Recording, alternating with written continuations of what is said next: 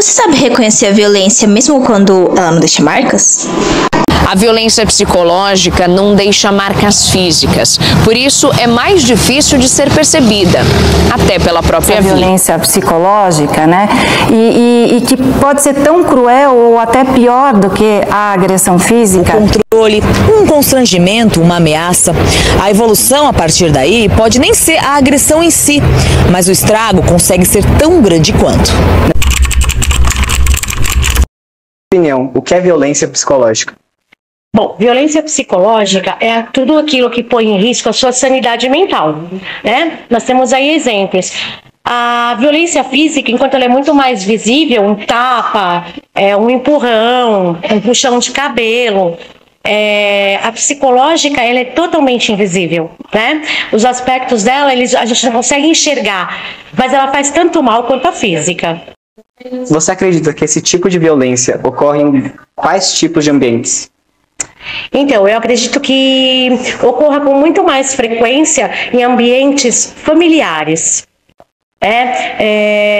Na briga de marido e mulher.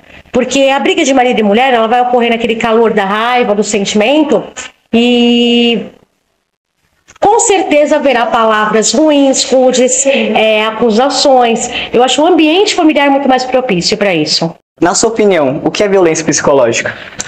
Violência psicológica é aquele tipo de violência silenciosa que, de certa forma, uma pessoa comete com a outra e que mexe com o emocional da pessoa, na verdade, né? Então, ela não é exteriorizada. A Lei Maria da Penha, por exemplo, prevê esse tipo de violência como violência mesmo. Então, se uma mulher, por exemplo, sofrer esse tipo de violência, ela pode denunciar essa pessoa, inclusive, por ser violência, assim como a violência física. Então, violência psicológica, ela trabalha a questão emocional e não a questão física. Quais atitudes ou frases você acha que é comum nesse tipo de violência? Eu acredito que manipulação, acredito que frases depreciativas. Existem algumas pessoas que são um pouco narcísicas, né? Então ela deprecia a pessoa, mas ao mesmo tempo tenta manter a pessoa ali próximo. Acredito que limitação da vida da pessoa de uma forma de manipulação. Acredito que a principal forma de violência psicológica é a manipulação. Você trabalhar o emocional da pessoa a ponto da pessoa não conseguir se mover, sair daquela situação. Você já viveu ou presenciou uma situação parecida? Eu já presenciei um relacionamento em que havia violência psicológica, em que uma das pessoas, ela, de certa forma, ao mesmo tempo que ela jogava a pessoa para baixo, ela utilizava disso para manter a pessoa por perto. Então ela usava de palavras depreciativas, sempre colocando a autoestima da pessoa para baixo, mas ao mesmo tempo fazia isso para alimentar o próprio ego e manter aquela pessoa sob comando dela. Isso era um relacionamento amoroso, de uma pessoa próxima, que, graças a Deus, felizmente conseguiu sair dessa situação, mas que causou danos psicológicos, assim, bem graves, né? A pessoa precisou fazer terapia, esse tipo de coisa. A violência psicológica consiste em um tipo de abuso em que o agressor manipula o emocional de suas vítimas. Eu falo que a violência psicológica é uma violência visível. Segundo a psicóloga Silvia Vidal, essa violência é caracterizada por sua sutileza e os sintomas costumam ser mais mascarados. A violência psicológica no ambiente familiar nem sempre começa com gritos ou ameaças.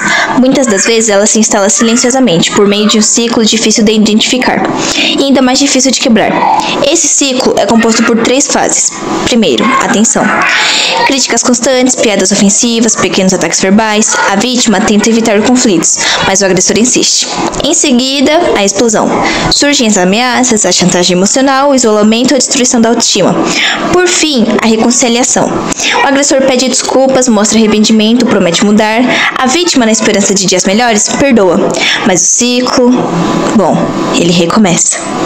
Os sintomas da violência psicológica são, na maioria das vezes, difíceis de identificar, por serem sutis e progressivos. Afetam tanto o psicológico quanto o físico da vítima, que muitas vezes nem percebe o que está vivendo. É comum que a pessoa não se sinta realizada, mesmo quando aos olhos de quem está de fora parece ter uma vida perfeita. A incapacidade de sentir prazer, o medo constante, a baixa autoestima, a tristeza, a ansiedade e o retraimento social, entre os outros sintomas mais recorrentes. Entretanto, um aspecto frequentemente negligenciado é o sentimento de culpa. A vítima tende a se responsabilizar pela situação, minimizando o comportamento do agressor e assumindo para si a culpa pelo abuso. Esse processo fragiliza ainda mais sua autoestima e dificulta o rompimento com o ciclo de violência. Com o tempo, o fardo emocional pode se tornar tão pesado que leva ao desenvolvimento de quadros de depressão e, em casos mais graves, ao surgimento de pensamentos suicidas. A vítima deixa de enxergar uma saída possível e muitas vezes perde até mesmo a vontade de sair daquela situação.